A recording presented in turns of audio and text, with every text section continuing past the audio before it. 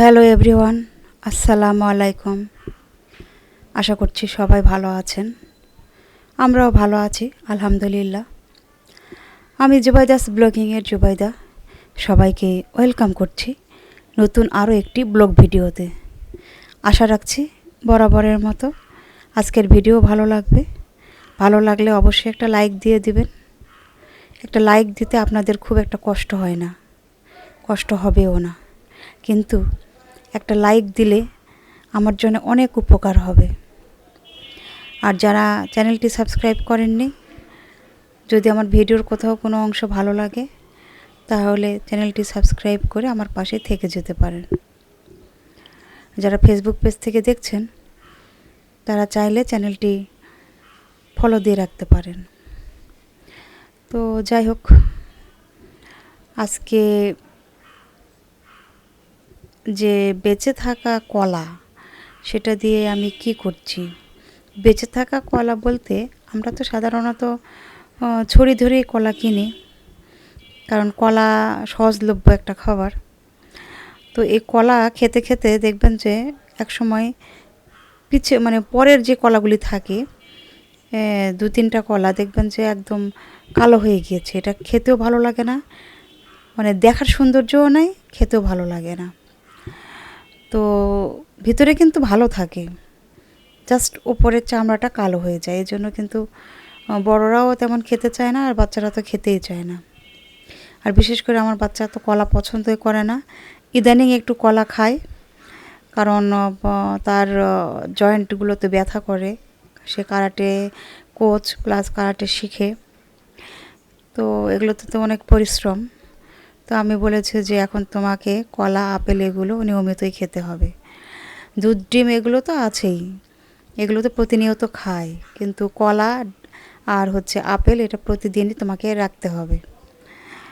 তো এখন কলা নিয়ে আসি, ওই 2-4টা করে তো আমি কিনি না, চেষ্টা করি ছড়ি ধরেই আনতে।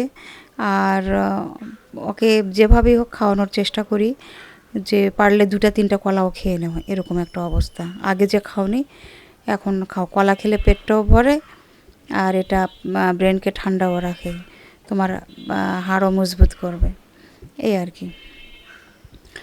তো আমি ছোটো সাইজের কলাগুলো কিনি, এই জন্য 2-3টা খেতে বলি। বড় কলা কিন্তু না, ছোট যে কলাগুলো ওগুলো। তো কলা তো দেখলেনি কতটুকু সাইজের কলা, তো ওগুলো 2টা খাওয়াই কিন্তু যেতে পারে। 3টা খাওয়া একটু অসুবিধা, কারণ অতটা তো খাওয়া যায় না, 2টা খাওয়া যায়। তো যাই হোক, তো খেতে খেতে এই 3টা কলা থেকে গিয়েছে। কলার ভিতরে কিন্তু ভালো ছিল, কিন্তু কলার উপরের অংশটা একদমই কালো হয়ে গিয়েছিল, চামড়াটা। এই কারণে আর খেতে চাইনি। তো ভাবলাম এটা দিয়ে একটা কলার পিঠা বানাই। তো দেখতে থাকেন, আসলে বানাতে যে আমার কী যে ভুলভ্রান্তি হয়েছে, হুট করে কেন যে এই কাজটা করলাম আমি নিজেও বুঝতে পারছি না। তো যাই হোক, দেখলেন তো খাবার সোডা দিলাম।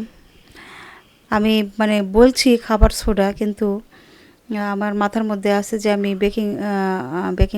বেকিং সোডা জায়গায় বেকিং পাউডার দিলে কিন্তু পরিমাণটা ঠিক ছিল, কিন্তু দিয়েছে যে বেকিং সোডা, এজন্য একটু বেশি হয়ে গিয়েছে আর তিরতির একটা ভাব চলে এসেছে। কারণ বেকিং সোডা পরিমাণে কিন্তু কম লাগে, আর বেকিং পাউডারটা একটু বেশি দিলেও সমস্যা হয় না। আর এখানে আমি 2টা ডিম নিয়েছি, কিন্তু আবার 1টা ডিম দিয়েছি, মনে করলাম যে 1টা ডিমেই হবে। আর তেল যা দিয়েছি, আবার যেহেতু তেলেই ভাজবো, তেলের পরিমাণটা ঠিকই আছে। তো এখানে আমি আটাও ব্যবহার করেছি, কারণ ময়দা ব্যবহার করি নাই। আমি ম্যাক্সিমাম টাইমে আটা দিয়েই করার চেষ্টা করি। বেকিংয়ের কাজগুলো ময়দা দিয়ে করলে সবচেয়ে ভালো হয়, কিন্তু যদি হাতের কাছে না থাকে আটা দিয়ে করলেও চলে। আর চিনিও নিয়েছিলাম, তার সাথে এই যে ভ্যানিলা এসেন্স, এগুলোই সব কিছু দিয়ে সুন্দর করে মাখিয়ে নেব। তো দেখেন এটা কিন্তু সুন্দর মতো হয়ে গিয়েছে, কিন্তু আসলে আমার মাথার মধ্যে যে কি হলো, মনের ভুলে আমি পানিও নিয়ে এসে রেখেছি, আর সে পানিটা আমি দিয়েছি। এই পানিটা দেওয়ার জন্য যে আমার পিঠার যে কী অবস্থা তা আমি আসলে বলে বোঝাতে পারবো না। কারণ বেকিংয়ের এগুলোতে এত আসলে পানি দেওয়ার প্রয়োজন হয় না। আমি কাপে করে পানি নিয়ে এসেছি, আর আমি কেনই বা পানি দিয়েছি, মানে এটা আসলে কি বলবো। তো ডিম দুটো যদি দিতাম, দিলেই কিন্তু ওটা মসৃণ হয়ে যেত। পানি দেওয়ার তো কোনো প্রয়োজন ছিল না। বেকিংয়ের জিনিসে পানি দিলে কখনো কি সে জিনিস ভালো হয়? কখনোই হবে না। তো যাই হোক, দেখতে থাকেন আমার পিঠার অবস্থা। মানে এতটাই মন খারাপ হয়ে গিয়েছিল, যা বলে বোঝাতে পারবো না। এখন মন খারাপ করে কী লাভ? আমি তো এখানে বেটার বানিয়েছি বেশ অনেকগুলোই। মানে পিঠা বানিয়েছিলাম, দেখতে খারাপ হয়েছিল কিন্তু খেতে কিন্তু মজাই হয়েছিল। ঠিকঠাক মতো ওঠেনি এই আর কি। তো দেখেন আমি পিঠা বানাচ্ছি কীরকম। তো এই যে প্যান বসিয়ে দিয়েছি, তেলও দিয়েছি। তেল যে খুব বেশি গরম করেছি তা নয়, মিডিয়াম আর কি। আর এখানে হচ্ছে এই যে যে ব্যাটারটা বানিয়েছি, সেই ব্যাটারটা এখন আস্তে আস্তে দিয়ে দিব। তো এই ব্যাটারটা দেওয়ার কারণে মানে পানি দিয়েছিলাম, যে পানি দেওয়ার কারণে ব্যাটারটার কী অবস্থা, যখন দেব তখন যে আমি তো ভেবেছিলাম যে সুন্দর মতো ফুলে একদম ডুমু ডুমু হয়ে যাবে, সুন্দর মতো হয়ে যাবে। দেখেন কী অবস্থা। যখন একটা দিলাম, চারিদিকে যখন ওই যে ছিটিয়ে চলে যাচ্ছে আর কি, খুলে খুলে চলে যাচ্ছে, তখন মনটা এত খারাপ হয়েছিল। তখনই আমি বুঝতে পেরেছি পানি দেওয়ার কারণেই এই জিনিসটা হয়েছে। এখানে পানি না দিয়ে যদি ওই ডিমটাও আমি দিতাম, তাহলে এই সমস্যাটা আর হতো না।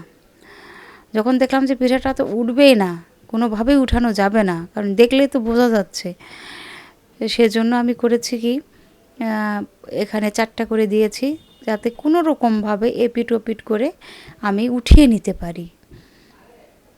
কারণ এটা তো এক পিঠে রেখে এক পিঠে হবে আর এক পিঠে হবে না, ওটা তো খাওয়া যাবে না।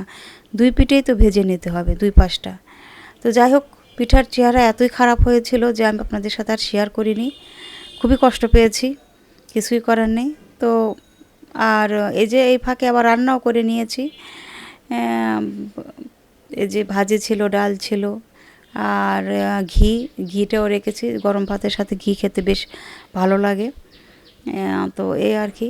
আর একটা এদিকে মুরগির মাংসটাও রান্না করে নিয়েছি এই যে। তো দুপুরে আমাদের মাছ ছিল, আমরা দুপুরে মাছ খেয়েছি এই আর কি।